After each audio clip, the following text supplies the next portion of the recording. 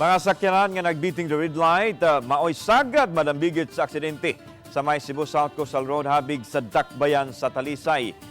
Kagahapon, duha nini na hulikam. Sama na lang nining truck nga midumbol sa nag-una nga blue nga multicam sa kuwan sa CCTV monitoring. Makita nga gaaginodra ang dagan sa masakyanan dihang hinay-hinay nga mihunong kining blue multicab nga nagsubay sa outer lane. Hangtod nga mihunong kay naka-stop signal na ang traffic light. May na lang, hinayra ang impact sa pagkadumbol sa truck ngadto sa multicab ug wa ray naangol. Samtang kining pick-up nga miliko pato bisan ko naka-stop signal sa iyang habig na hulikam sa CCTV monitoring ang pagkaigo sa kilid sa pick-up sa motor nga mopaingon unta sa Northern Cebu. Naguba ang bahin sa motor, nahilot ra hinuon ang duha ka insidente sa pagpanagbangga.